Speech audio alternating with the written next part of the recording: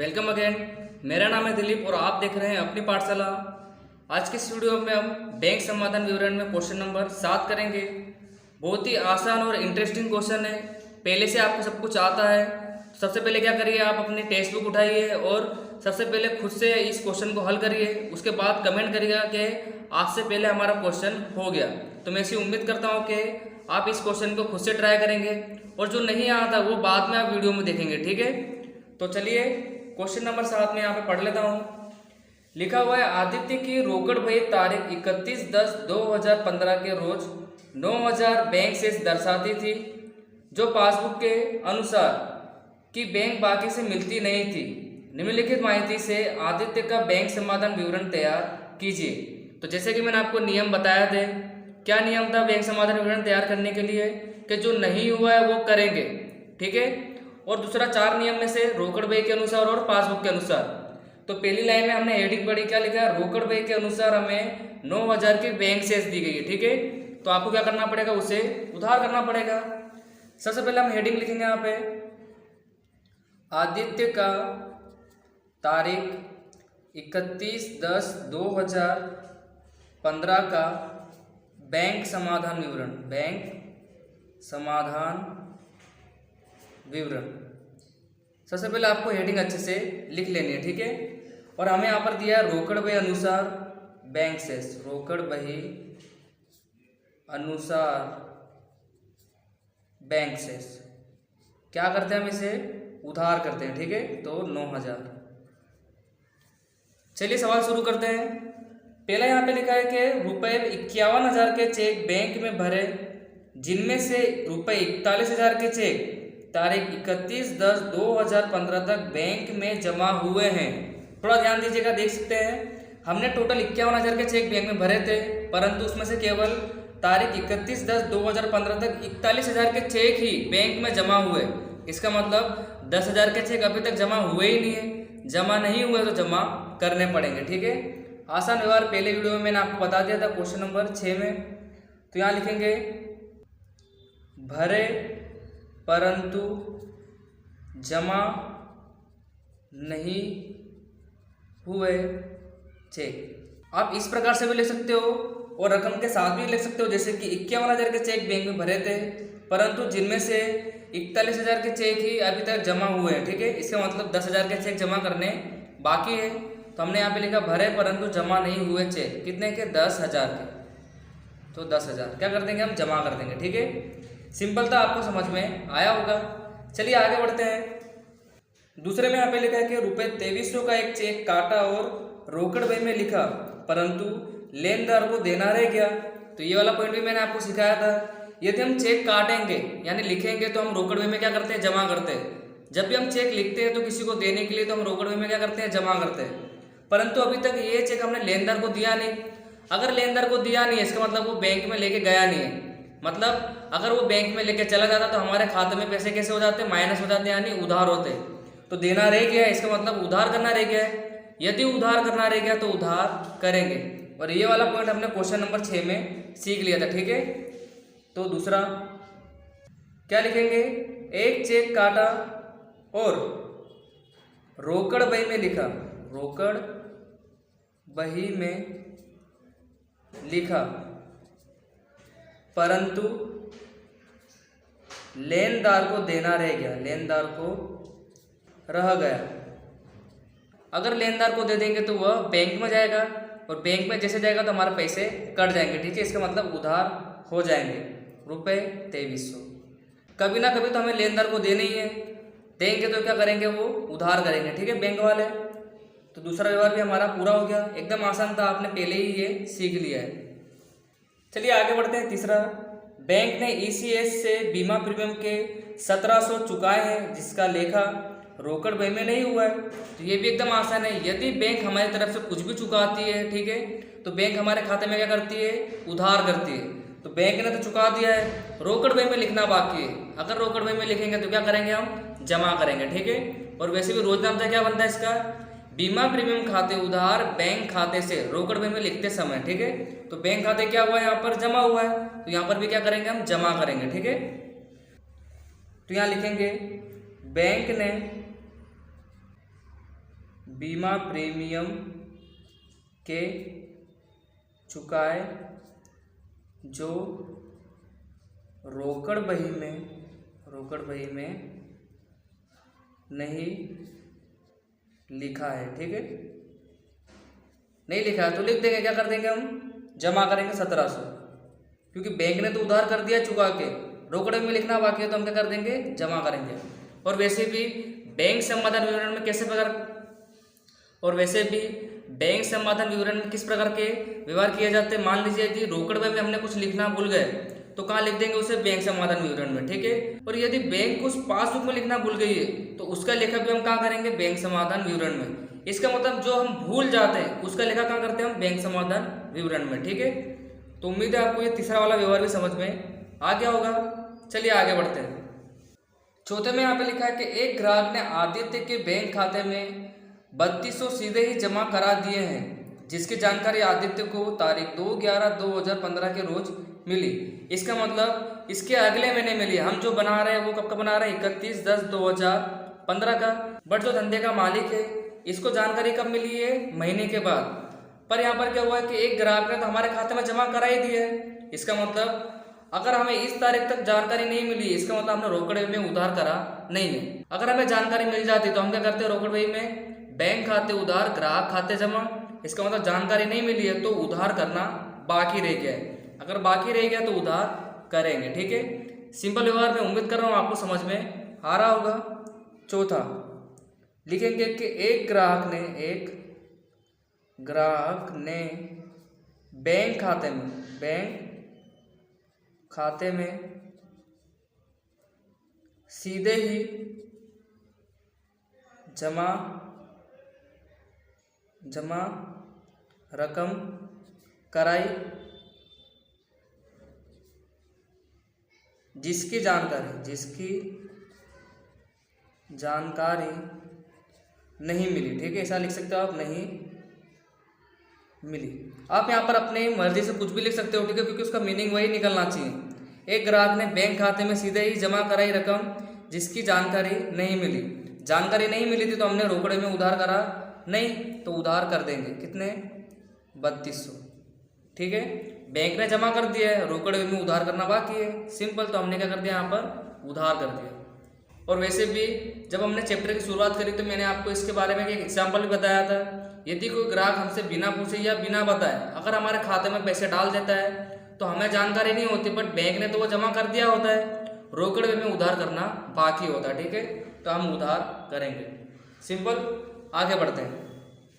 पांचवें में यहाँ पे लिखा है कि बैंक ने लिखे बैंक खर्च के 70 रोकड़ बही में भूल से 2 बार लिखा है। तो यहाँ पर बैंक ने क्या लिखा है, बैंक खर्च के। आप मुझे बताइए कि बैंक खर्च जब बैंक लिखेगी तो वो क्या करेगी, उधार करेगी या जमा करेगी। तो सीधी सी बात है, अगर बैंक खर्च के तो बैंक क्या करेगी, हमारे खाते में उधार करेगी। इसका मतलब हमारे बैंक खाते में से रकम कम हो जाएगी। तो बैंक ने तो उधार कराई है और हमने रोकड़ बही में भी लिखा है, क्योंकि हम तो होशियार है। रोकड़ बही में भी हमने लिख दिया है सही से, बट एक बार की जगह हमने 2 बार लिख दिया है। बैंक ने उधार करा, रोकड़ बही में भी हमने क्या करा, जमा करा, बट एक बार नहीं। हम बिजी होंगे बातें करने में, तो हमने यहाँ पे कितनी बार लिख दिया है, 2 बार लिख दिया है। तो चलिए आप मुझे बताइए कि मैं यहाँ पर क्या करूँ। अब आप बोलोगे कि 2 बार लिख दिया है तो एक बार मिटा देंगे, बट नहीं। मैंने आपको पहले भी बता दिया कि यदि कोई अकाउंट में भूल होती है तो उसे हम बिगाड़ सकते नहीं, यानी मिटा सकते नहीं है। जो भी भूल करी है तो उसकी विरुद्ध असर करनी पड़ती है। ठीक है हमको। तो यहाँ पर हमने भूल से रोकड़ बही में कितनी बार लिख दिया है, 2 बार, यानी कि 2 बार जमा कर दिया है। तो एक बार उधार करेंगे तो भूल सुधर जाएगी। ठीक है, तो आपको क्या करना है, यहाँ पर उधार करना है। बैंक ने तो उधार करा है, हमने रोकड़ बही में भी लिखा है, बट कितनी बार, 2 बार लिख दिया है। ठीक है, एक ही बार लिखना था।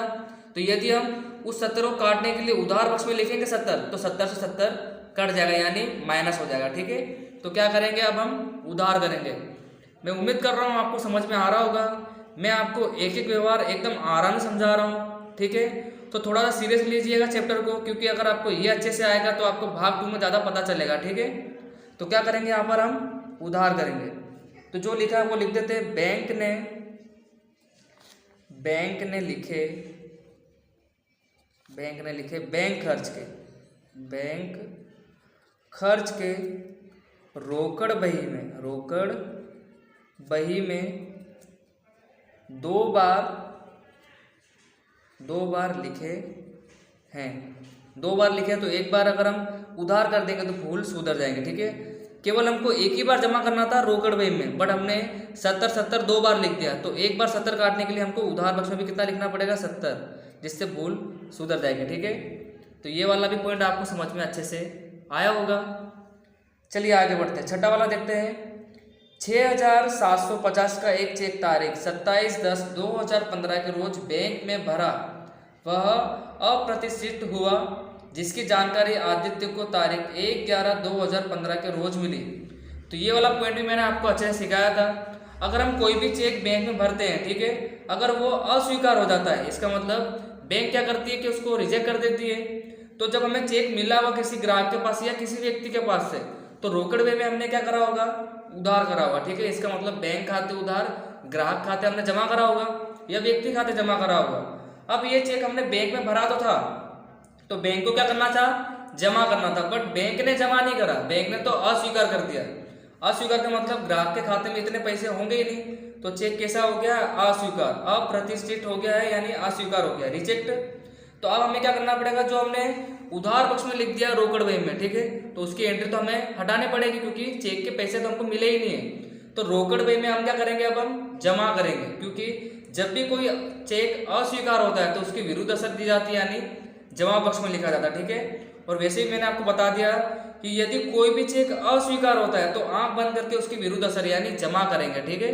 मिलता है तो उधार करते हैं, अस्वीकार होता है तो हम जमा करेंगे।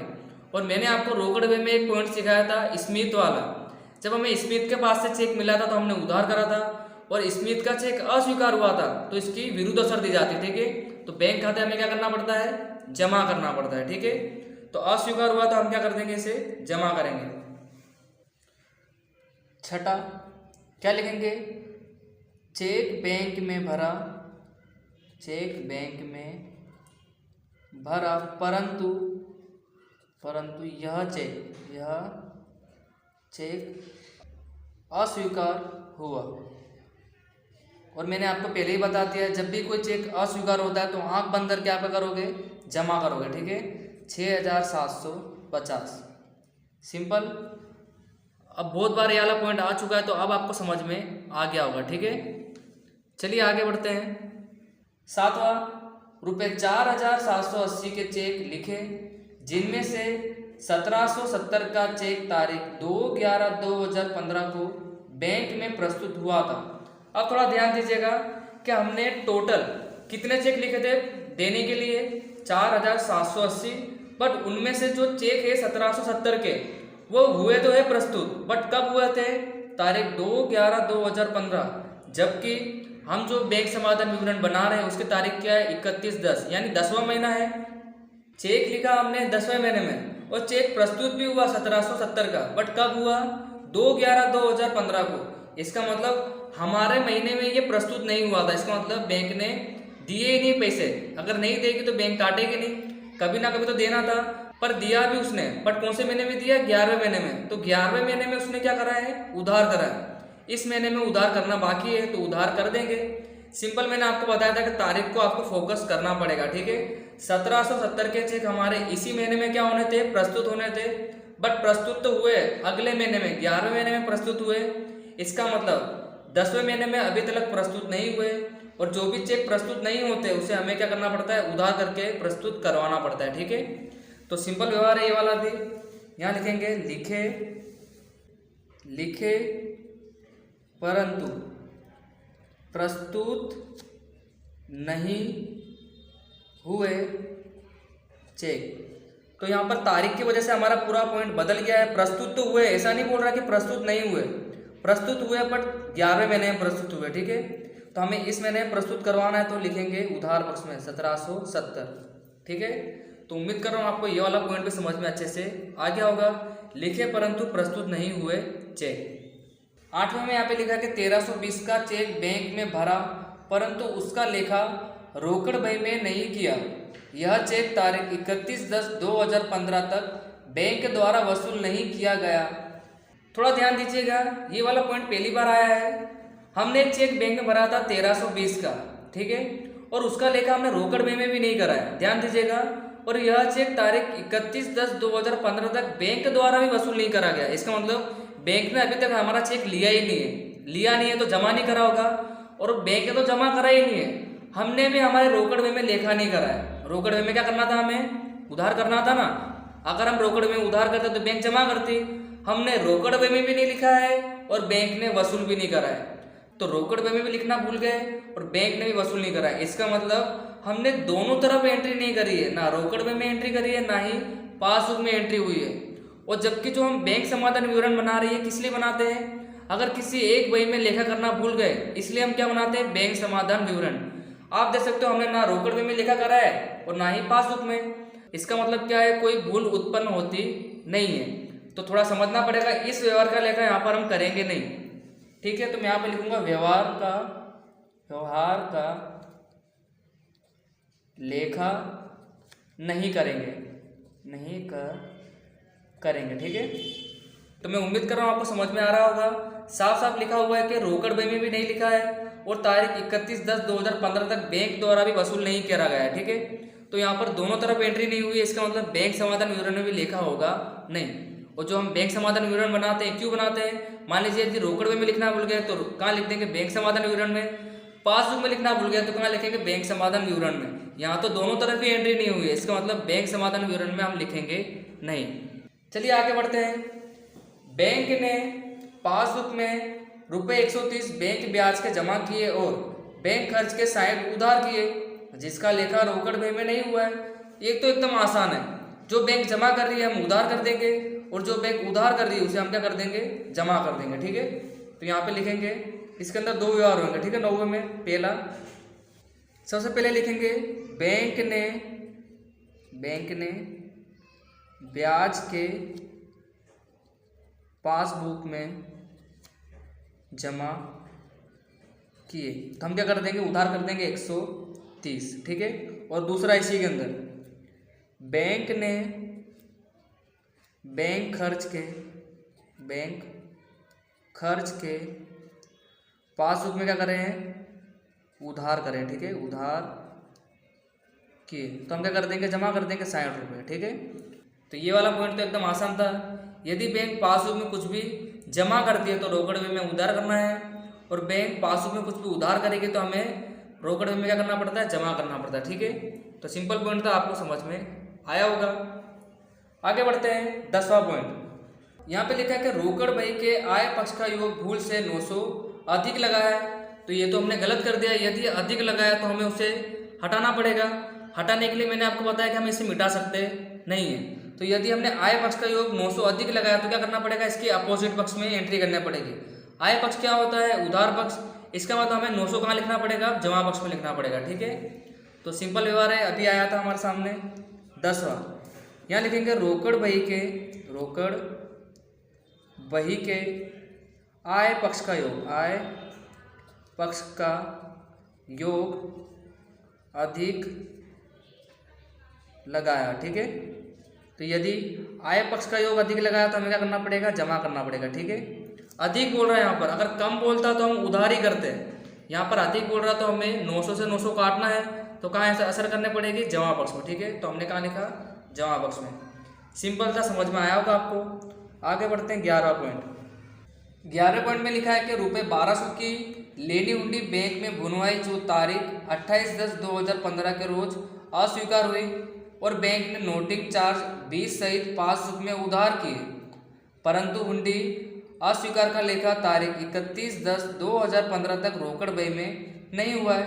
तो फिर से किसका पॉइंट आया है, अस्वीकार का पॉइंट आया है। तो मैंने आपको बताया कि बैंक कुछ भी अस्वीकार करती है तो उसके हमें विरुद्ध असर देने पड़ते हैं। ठीक है, अगर बैंक कुछ भी अस्वीकार करेगी तो बैंक क्या करती है, पासबुक में उधार करती है। ठीक है, तो हमें क्या करना है, रोकड़ बही में जमा कर देना है। और वैसे भी मैंने आपको पहले भी बता दिया है, यदि कोई भी चीज अस्वीकार हो रही बैंक की तरफ से, ठीक है, तो प्रॉब्लम होगी, हमें क्या करना पड़ेगा, यहाँ पर जमा करना पड़ेगा। ठीक है, तो अभी हमने जो 6700 का चेक जमा करा था, सेम टू सेम एंट्री यहाँ पर भी करेंगे। यहाँ लिखेंगे बैंक में भुनवाई लेनी हुंडी अस्वीकार हुई, बैंक ने नोटिंग चार्ज सहित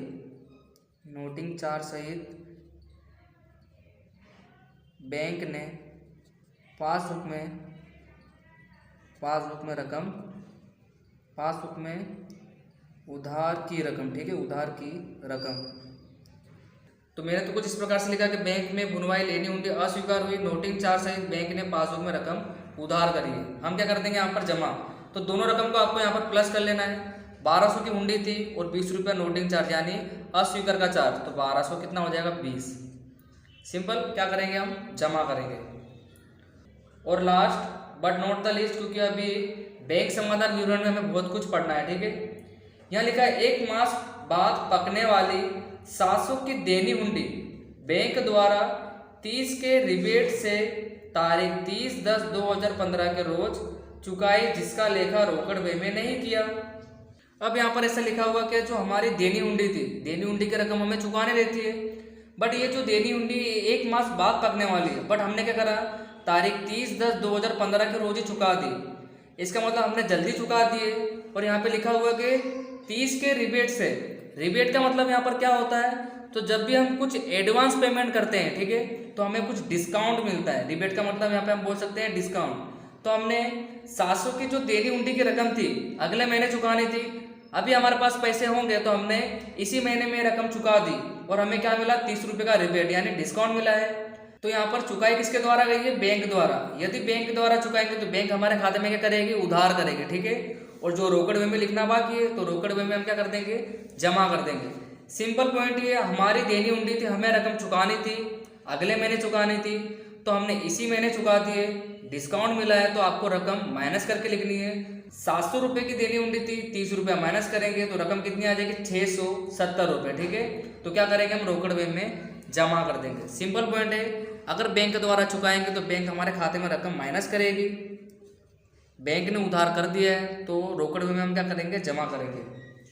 यहाँ लिखेंगे देनी हुंडी के चुकाए, देनी हुंडी के चुकाए 30 रिबेट मिला, जिसका लेखा रोकड़ बही में नहीं करा, ठीक है, रोकड़ बही में नहीं किया। क्या करेंगे, हम 670 जमा करेंगे, ठीक है। सम ओवर हो गया हमारा। उम्मीद करता हूँ आपको पूरा सवाल समझ में अच्छे से आया होगा। अब आपको पता है कि जब सवाल पूरा हो जाता है तो आपको टोटल करना है, ठीक है। जिस पक्ष का टोटल ज़्यादा है आपको वो दोनों तरफ लिखना है और जिस पक्ष की रकम कम है उसको माइनस कर देना है। अब हमने यहाँ पर शुरुआत में रोकड़ व्यय अनुसार तो लिख दिया था, अब दोबारा यहाँ पर रोकड़ व्यय के अनुसार तो आएगा नहीं, क्या लिखना पड़ेगा हमें, पासबुक अनुसार, ठीक है। तो चलिए सबसे पहले हम क्या करते हैं, इसका टोटल करते हैं। तो यहाँ पर जमा बस का टोटल ही ज़्यादा है 21,000, उम्मीद करो आपको दिख रहा होगा 21,300, ठीक है, जिसे आपको दोनों तरफ लिखना है 21,300, ठीक है। अब आप 21,300 में से जितनी भी उधार पक्ष की रकम है, ठीक है, अगर वो माइनस करोगे तब आपके पास एक रकम आएगी। और जैसे कि मैंने आपको बोल दिया कि रोकड़ व्यय अनुसार हमने पहले ही लिख दिया है, तो आप किसके अनुसार आएगा, पासबुक के अनुसार, ठीक है। तो जब आप माइनस करोगे तो यहाँ पर रकम आ रही है 4830, ठीक है। तो यहाँ पे लिखेंगे पासबुक अनुसार, पासबुक अनुसार उधार को हम क्या बोलते हैं, आपको याद होगा, क्या बोलते हैं, बीओडी, बैंक ओवर ड्राफ्ट। अगर जमा होता तो क्या बोलते हैं उसको हम, बैंक शेष। उधार पक्ष में आया तो हम क्या बोलेंगे, बैंक ओवर ड्राफ्ट। तो इस प्रकार सवाल हमारा पूरा हो गया है। आई होप आपको सवाल पूरा अच्छे समझ में आया होगा। थोड़ा सा सीरियस लीजिएगा चैप्टर को, क्योंकि हर विद्यार्थियों को चैप्टर आता नहीं है, बट अगर आप थोड़ी थोड़ी प्रैक्टिस करोगे चैप्टर के लिए तो आपको ये चैप्टर भी एकदम आसान लगेगा, ठीक है। तो अब आप इसकी प्रैक्टिस के लिए उदाहरण नंबर क्या करोगे, 6 करोगे, क्योंकि मैंने आपको पिछले वीडियो में उदाहरण नंबर 5 दिया था होमवर्क में, तो इसके लिए आपको उदाहरण नंबर 6 अच्छे से कर लेना है, ठीक है, जिससे चैप्टर की प्रैक्टिस और क्वेश्चन की प्रैक्टिस आपके अच्छे से हो जाएगी। तो बस आज के वीडियो में अब हम इतना रखेंगे, मिलेंगे आपसे फिर से नेक्स्ट वीडियो में नेक्स्ट क्वेश्चन के साथ।